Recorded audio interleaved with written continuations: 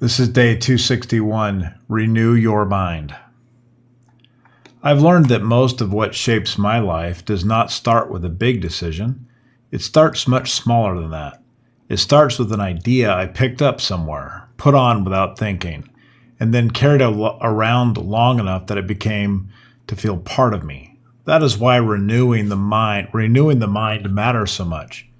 If I want lasting change, I cannot stay at the surface and spend all my energy managing behavior. I have to go underneath it. I have to look at the ideas that are driving the behavior. So what are the ideas that we wear? I keep coming back to this simple picture. Ideas are like coats.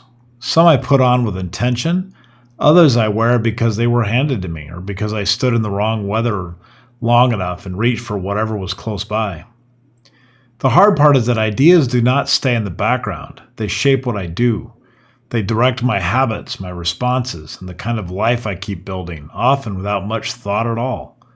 If I'm honest, there have been times when I've tried to fix the fruit of my life while protecting the root that produced it in the first place.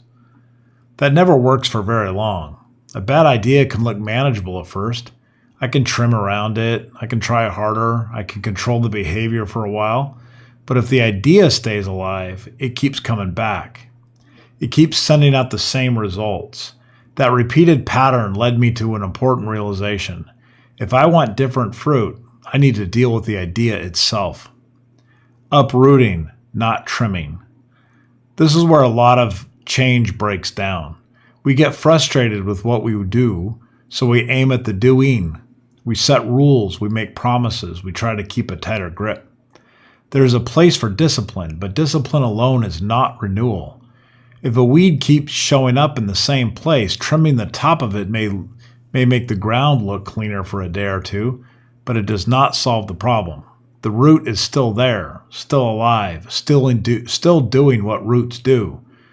In the same way, trying to control behavior without confronting the bad idea beneath it may produce a short burst of progress, but it rarely brings real transformation. What changes us is killing the bad idea. That takes honesty. I have to trace the behavior back to the thought behind it. I have to ask what I have been believing, what have I been wearing, and what kind of fruit that idea has produced over time.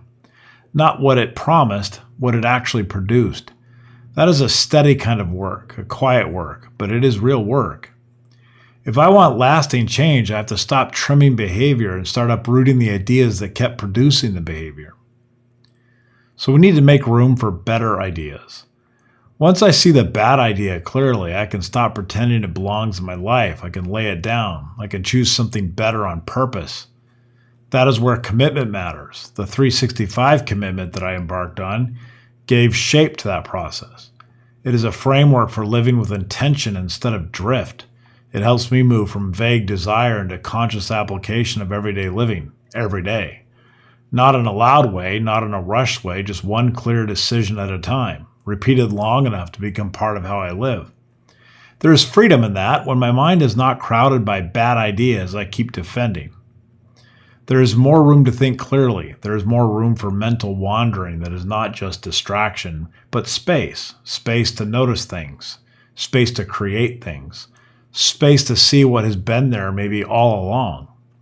I've come to realize that creativity and renewal are not far apart. They're very close cousins. A crowded mind does not see very much. A freer mind sees more. It can hold still long enough to let something honest come forward. That's not that complicated, but it does take intention. Most days renewing the mind does not look dramatic. It looks like slowing down long enough to notice what idea I have been wearing all along. It looks like naming the one that keeps producing fruit I do not want. And then it looks like refusing to keep it just because it has been with me for a while. That is where I would start. Just take one idea, just one. Look at the fruit behind that idea. If it keeps leading where you do not want to go, stop trimming around it. Pull it up by the root.